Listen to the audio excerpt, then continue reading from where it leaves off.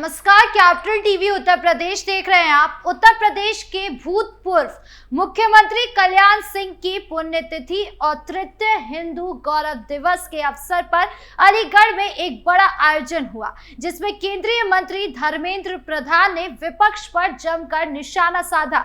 गुरुवार को हुए इस कार्यक्रम में उन्होंने कांग्रेस, आम आदमी पार्टी और उनके सहयोगी दलों को कटघरे में खड़ा किया। उन्होंने कहा कि जो लोग कानून पर सवाल उठाते हैं उनका डरना स्वाभाविक है, क्योंकि उनकी पार्टियां अपराधियों से भरी पड़ी है। धर्मेंद्र प्रधान ने राम मंदिर आंदोलन के दौरान कल्याण सिंह के साहसिक फैसले को याद दिलाया और कहा कि जब उन्होंने राम भक्तों पर गोली चलाने के आदेश पर हस्ताक्षर करने से इनकार कर दिया और अपनी सत्ता का त्याग कर दिया। उन्होंने इसकी तुलना दिल्ली के मुख्यमंत्री अरविंद केजरीवाल से की, जो भ्रष्टाचार के आरोप में जेल जाने के बावजूद अपनी कुर्सी नहीं छोड़ रहे थे। इस उदाहरण के जरिए उन्होंने कांग्रेस और विपक्ष की नैतिकता पर सवाल उठाए। कल्याण सिंह को याद करते हुए उन्होंने कहा कि वो सिर्फ एक व्यक्ति या नेता नहीं थे, बल्कि एक विचार और अनुष्ठान थे, जिन्होंने राष्ट्रवाद और हिंदुत्व के लिए अपना सब कुछ दांव पर लगा दिया। इस अवसर पर वरिष्ठ बीजेपी नेता उमा भारती, कलराज मिश्र और उत्तर प्रदेश सरकार के उप मुख्यमंत्री केशव प्रसाद मौर्य और ब्रजेश पाठक, बीजेपी प्रदेशाध्यक्ष भूपेंद्र चौधरी और राजवीर सिंह ने भी कल्याण सिंह को श्रद्धांजलि दी। सभी ने उन्हें राष्ट्रवाद और स्वराज की प्रेरणा बताया। धर्मेंद्र प्रधान ने अपने भाषणों में विपक्ष पर और हमलावर रुख अपनाया। उन्होंने बताया कि हाल ही में संसद में एक कानून जॉइंट पार्लियामेंट्री कमेटी के सामने रखा गया, जिसमें कहा गया कि अगर देश का प्रधानमंत्री, किसी राज्य का मुख्यमंत्री या कोई मंत्री जेल जाता है तो उसे 30 दिन के अंदर अपनी कुर्सी छोड़नी होगी। उन्होंने कहा कि पिछले 11 साल से नरेंद्र मोदी देश के प्रधानमंत्री हैं और अगले 1 दशक तक भी रहेंगे। फिर भी उन्होंने इस कानून को लाने का समर्थन किया। ये कानून सभी के लिए बराबर है, चाहे वो पीएम हो, सीएम हो या कोई मंत्री। उन्होंने कल्याण सिंह का उदाहरण देते हुए कहा कि 1991 में उन्होंने राम भक्तों पर गोली चलाने से इनकार किया था, जिसके लिए उनकी सरकार को बर्खास्त कर दिया गया। ये कोई अपराध नहीं था, बल्कि राष्ट्र गौरव का काम था। लेकिन तत्कालीन कांग्रेस सरकार ने उनकी सरकार को गिरा दिया और मध्य प्रदेश और राजस्थान में भी ऐसा ही किया।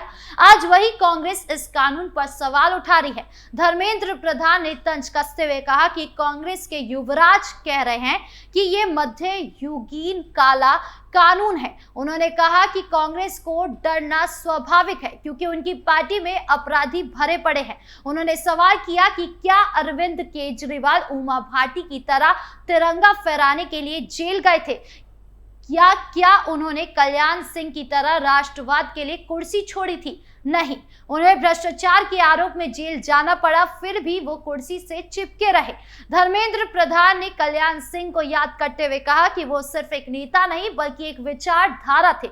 उन्होंने बताया कि 2004 में जब कल्याण सिंह लोकसभा सदस्य थे, तब वो भी पहली बार लोकसभा में आए थे। उस दौरान सदस्य समिति में कल्याण सिंह अध्यक्ष थे और उन्होंने उनके साथ काम किया। कल्याण सिंह का हिंदुत्व और राष्ट्रवाद का व्यक्तित्व उन्हें देश भर में अलग बनाता है। 90 के दशक में जब उत्तर प्रदेश की हालत खराब थी, तब कल्याण सिंह ने लोगों के आशीर्वाद से मुख्यमंत्री बनकर स्वराज की स्थापना की थी।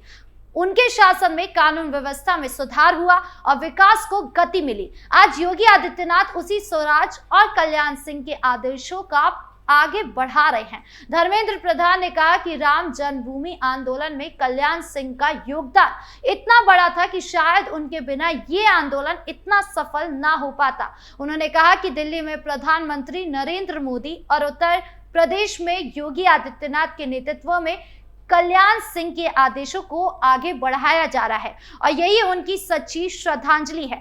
इस आयोजन में उमा भारती ने भी कल्याण सिंह को याद किया और कहा कि आज उनकी स्मृति में ये कार्यक्रम बहुत खास है। उन्होंने खुशी जताई कि अलीगढ़ का नाम बदल दिया गया है और जलालाबाद का नाम भी परशुरामपुरी हो गया है। उन्होंने योगी आदित्यनाथ से अपील की कि शाहजहांपुर का नाम भी जल्द से जल्द बदल दिया जाए, ताकि गुलामी की यादें पूरी तरह मिट जाए।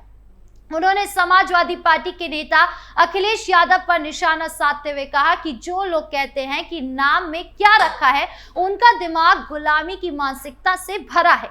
नाम की महिमा वही समझ सकता है जिसके दिल में राष्ट्रीय स्वाभिमान हो। उमा भारती ने कहा कि कल्याण सिंह के मुख्यमंत्री बनते ही उत्तर प्रदेश में कानून व्यवस्था पूरी तरह काबू में आ गई थी, लेकिन उनके बाद सपा और बसपा के शासन में भ्रष्टाचार और अपराधियों का गठजोड़ बढ़ गया।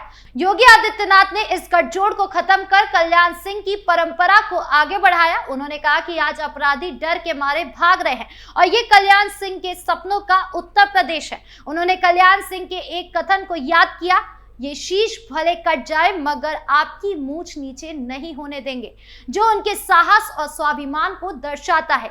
कलराज मिश्र ने भी कल्याण सिंह को याद करते हुए कहा कि उनका नाम सुनते ही लगता है कि वो सामने बैठे हैं। उनका रिश्ता इतना गहरा था कि उसे शब्दों में बयां करना मुश्किल है। उप मुख्यमंत्री केशव प्रसाद मौर्य ने कहा कि कल्याण सिंह के नेतृत्व में ही पहली बार उत्तर प्रदेश में बीजेपी की सरकार बनी थी। उन्होंने अखिलेश यादव पर तंज कसते हुए कहा कि उनका फर्जी पीडीए का युग अब कभी नहीं आएगा, क्योंकि वो सिर्फ बांटने का काम जानते थे। उन्होंने कल्याण सिंह को भारत रत्न देने की मांग की और कहा कि जलालाबाद का नाम बदलकर परशुरामपुरी हो गया है और जल्द ही अलीगढ़ का नाम हरिगढ़ होगा। उन्होंने ये भी दावा किया कि 2027 में बीजेपी 2017 की तरह फिर से सत्ता में आएगी। उप मुख्यमंत्री ब्रजेश पाठक ने कल्याण सिंह को श्रद्धांजलि देते हुए कहा कि उनका नाम पूरे भारत में श्रद्धा और विश्वास के साथ लिया जाता है। उन्होंने अपना पूरा जीवन सनातन धर्म और राष्ट्रवाद के लिए समर्पित कर दिया। बीजेपी प्रदेशाध्यक्ष भूपेंद्र चौधरी ने कहा कि कल्याण सिंह के आदेशों पर चलकर ही बीजेपी आज उत्तर प्रदेश में लगातार सरकार चला रही है। पूर्व विधायक और बीजेपी नेता राजवीर सिंह ने भी कल्याण सिंह को राष्ट्रवाद की सच्ची प्रेरणा बताया। उन्होंने कहा कि कल्याण सिंह का जीवन और उनके फैसले आज भी युवाओं को प्रेरित करते हैं। इस आयोजन में कल्याण सिंह के योगदान को बार बार याद किया गया। उनके साहस, राष्ट्रवाद और हिंदुत्व के प्रति समर्पण ने न केवल उत्तर प्रदेश बल्कि पूरे देश में एक मिसाल कायम की।